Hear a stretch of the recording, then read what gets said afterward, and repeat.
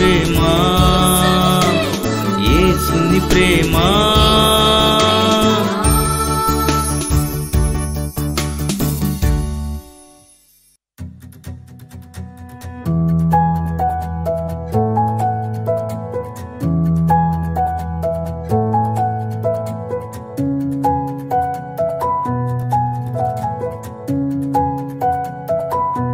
స్తుతి నైవేద్యం.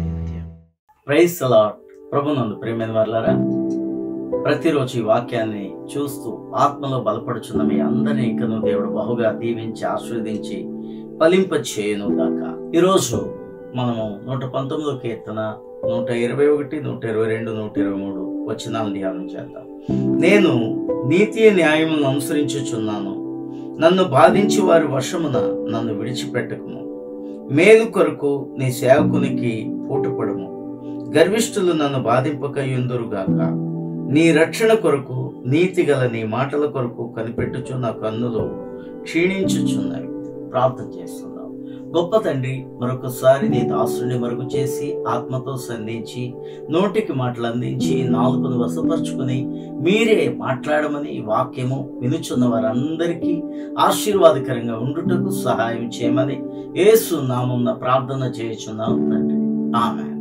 ప్రియమైన వాళ్ళారా, ఈ కీర్తనకారుడు అంటున్నాడు, నేను నీతి న్యాయములను అనుసరించుచున్నాను.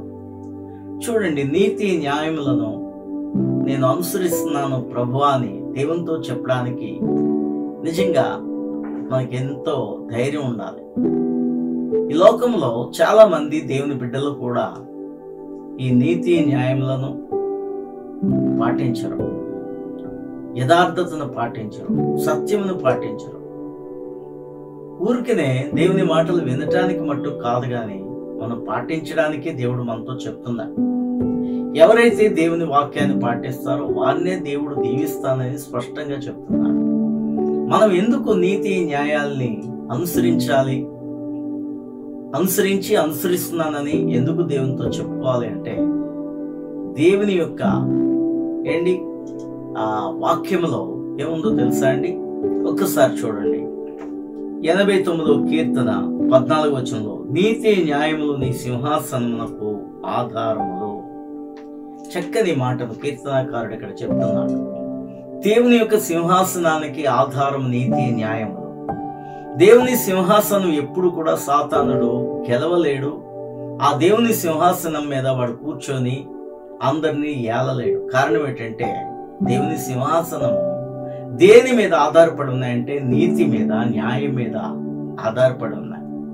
కాబట్టి నీతి న్యాయం ఎప్పుడు ఓడిపోవు, సత్యం ఎప్పుడు ఓడిపోదు, యథార్థత ఎప్పుడు ఓడిపోదు, మంచివన్నీ కూడా ఓడిపోవు, చెడ్డవన్నీ ఎప్పటికైనా ఓడిపోతాయి. కాబట్టి ఎప్పుడు కూడా మనం కూడా నీతిని న్యాయాన్ని అనుసరించి నడిచినప్పుడు మనం ఎప్పుడు ఓడిపోము. సాతానుతో గెలిచి పోరాడి గెలుస్తాం. మనం అసలు పోరాడి గెలిచేవారే ఇశ్రాయేలు అంటే. దేవుని బిడ్డలు పోరాడి గెలవాలి. దేవుడు చూడండి, ఎప్పుడు ఆయన ధైర్యంగా ఎందుకుంటాడంటే నీతి న్యాయం మీద ఆయన సింహాసనం కట్టబడ్డాడు. అలాగే నీ సింహాసనము, నీ భక్తి జీవితము, నీ విశ్వాసము కూడా నీతి న్యాయం అనుసరించినప్పుడు నువ్వు ఎప్పుడు కూడా కూలిపోవు, ఓడిపోవు, కృంగిపోవు. ఎప్పుడు కూడా దేవుడు నేను ధైర్యంతో నిలబెడతాడు, విజయాన్ని నీకు ఇస్తాడు. కాబట్టి మనం నీతిని అనుసరించి, న్యాయాన్ని అనుసరించి మనం జీవించాలి. నన్ను బాధించి వారి వశమున నన్ను విడిచిపెట్టకము. ఎప్పుడైతే నీతి న్యాయాలను అనుసరిస్తామో మనల్ని దేవుడు ఎవరికి అప్పగించాడండి. బాధించేవారి వశాన్న మనల్ని విడిచిపెట్టేవాడు కాదు. మన శత్రువుల చేతిలో నుండి దేవుడు మనల్ని తప్పక విడిపిస్తాడు. ఇక అంటున్నాడు, మేలు కొరకు నీ సేవకునికి పోటుపడము. గర్విష్ఠులు నన్ను బాధింపక ముందురుగాక. మేలు కొరకు నీ సేవకునికి పోటుపడు తండ్రి అంటున్నాడు. నిజమే, మనకి మేలులు దాచి ఉంచేదే. మనం ఎప్పుడైతే దేవునిలో ఉంటామో దేవుడు మనకి కీడులను కూడా మేలుగా మార్చే దేవుడుగా ఆయన ఉన్నాడు. కాబట్టి ఎన్నోసార్లు మన కీళ్ళు వస్తూ ఉంటుంటాయి, శ్రమలు వస్తూ ఉంటుంటాయి. వాటన్నిటి వెనుక మేలును దాచి ఉంచే దేవుడు మన దేవుడు. కాబట్టి ఇక్కడ అంటున్నాడు, మేలు కొరకు నీ సేవకునికి పోటుపడవు తండ్రి అంటున్నాడు. గర్విష్ఠులు నన్ను బాధింపక ఉందురుగాక. ఎవరైతే గర్వపడుతున్నారో, ఎవరైతే మనం బాధించాలి చూస్తున్నారో, దేవునికి మనం మొరపెట్టాలి. గర్విష్ఠులను, మన శత్రువులను దేవునికి అప్పగించినప్పుడు వారు మనల్ని ఏమీ చేయలేరు. దేవుడు మన పక్షమున ఉండగా మనకి విరోధి ఎవడు? ఈ మాట మనం అనేక సార్లు జ్ఞాపకం చేసుకుంటాం. ఎందుకంటే దేవుడే నీ పక్షమున ఉంటే నీతో విరోధి ఎవడు? నేను గెలిచేవాడెవడు?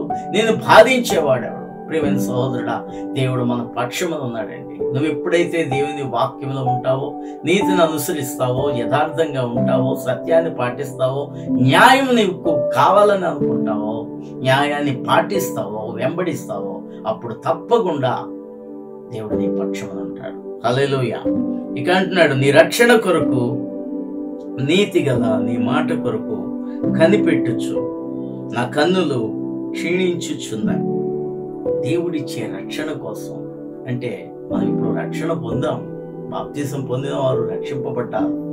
అయితే ఈ రక్షణ మనం సంపూర్ణంగా ఎప్పుడు పొందుతామంటే దేవుని రాకడలో ఎత్తబడినప్పుడు ఈ రక్షణ మనకు వస్తుంది. అప్పుడు దాకా మన విశ్వాసాన్ని, మన భక్తి జీవితాన్ని, మనకి ఇచ్చిన రక్షణను కాపాడుకుంటూ ముందుకు సాగాలి. అందుకని ఇక్కడ అంటున్నాడు, నీ రక్షణ కొరకు, అంటే యేసు రాజుగా వచ్చినప్పుడు ఆయన మనకిచ్చే రక్షణ కోసం కనిపెట్టుకోవాలి. ఇక నీతి గల నీ మాటల కొరకు కనిపెట్టుచు. దేవుని యొక్క నీతి కలిగిన మాటల కోసం రోజు మనం కనిపెట్టాలి. అప్పుడు ఒక రోజున ఆయన ఇచ్చే రక్షణను పొందుకుంటాం. పేతురు రాసిన పత్రికలో ఉంటుంది, ఆయన తెచ్చే రక్షణ. ఆ రోజున కదురెప్ప పాటు కాలములో మనం కడబూరం రోగినప్పుడు ఆయన దగ్గరికి వెళ్తాం, చూసారా? అప్పుడు పొందుతాం మనం రక్షణ. కాబట్టి దానికోసం కనిపెట్టచ్చు, మన విశ్వాస జీవితాన్ని కాపాడుకోవచ్చు.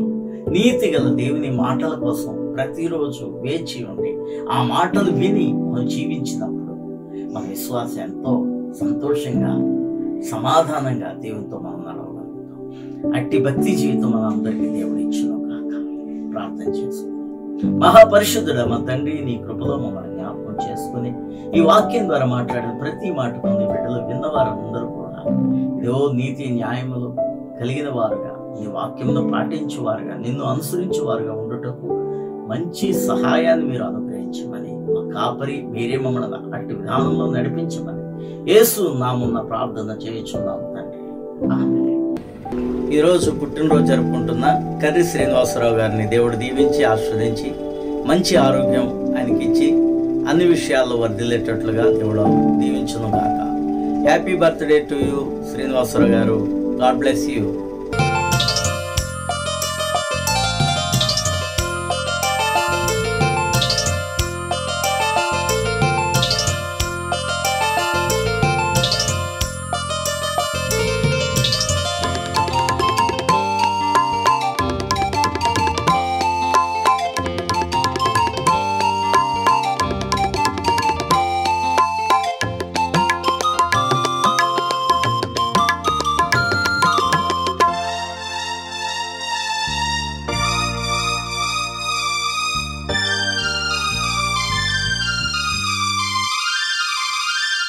ఒకనాడు మలినం ఈ దేహం, అంతరంగమే అపవిత్రం. ఒకనాడు మలినం ఈ దేహం, అంతరంగమే అపవిత్రం. శుద్ధుని చేసి బుద్ధిని మార్చి, శుద్ధుని చేసి బుద్ధిని మార్చి, నూతన సృష్టిగా నన్ను మార్చినావయ్య